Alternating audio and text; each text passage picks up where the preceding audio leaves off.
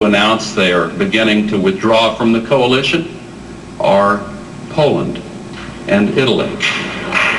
Our troops, because they are already bearing more than 90% of the burden borne by non-Iraqis, are stretched thin, undersupplied, and placed in intolerable situations without adequate equipment or training. In the latest U.S.-sponsored public opinion survey of Iraqis, only 2% say they view our troops as liberators. More than 90% of Arab Iraqis have a hostile view of what they describe as an occupation. Our friends in the Middle East, including most prominently Israel, have been placed in greater danger because of the policy blunders and sheer incompetence with which the civilian Pentagon officials have conducted this war. This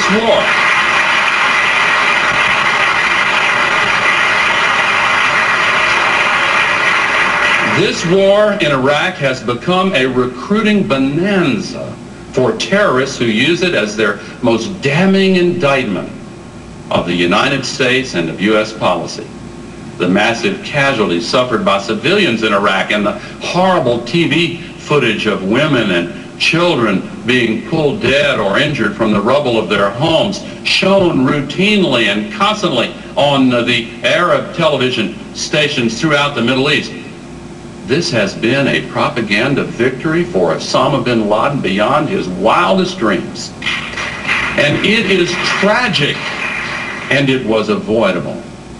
Moreover, America's honor and reputation have been severely damaged by President Bush's decision to authorize policies and legal hair-splitting that resulted in the widespread torture by U.S. soldiers and contractors of Iraqi citizens and others in facilities from Guantanamo to Afghanistan and elsewhere.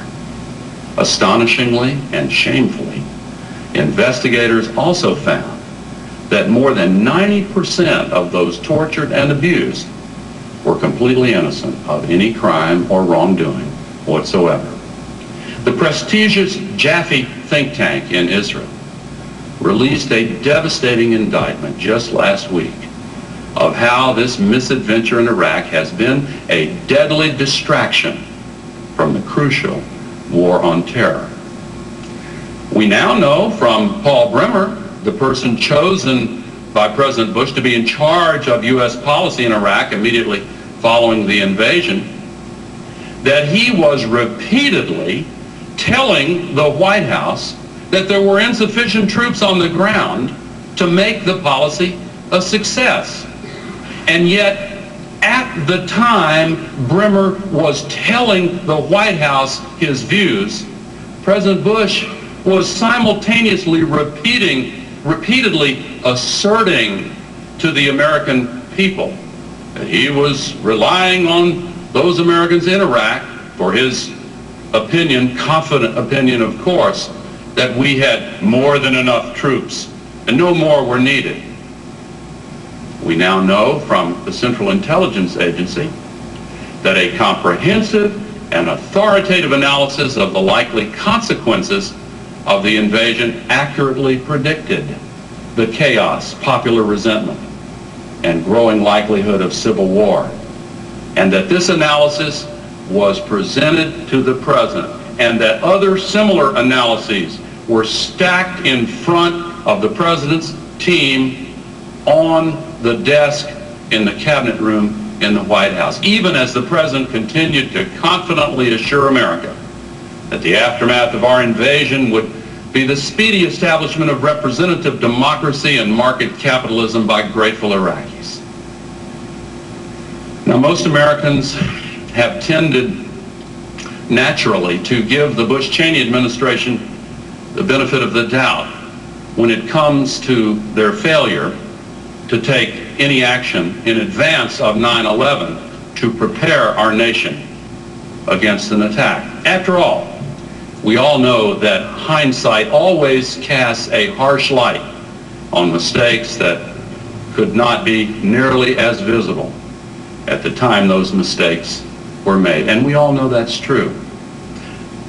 But with the benefit of all of the new studies and investigations that have been made public over the last year, it is now no longer clear that the administration deserves this act of political grace from the American people. For example, we now know from the 9/11 Commission that the chief law enforcement officer appointed by President Bush to be in charge of counterterrorism, John Ashcroft, was repeatedly asked by the FBI official in charge of protecting us against terrorism, repeatedly asked to pay attention to the many warning signs that were being picked up by the FBI throughout the summer of 2001. Former FBI Acting Director Thomas J. Pickard, the man in charge of presenting these warnings to General Ashcroft, testified under oath that Ashcroft angrily told him he did not want to hear this information anymore and shut down the discussion. Now that is an affirmative action by the administration that's very different from simple negligence. That is an extremely serious error in judgment that constitutes a reckless disregard for the safety of the American people.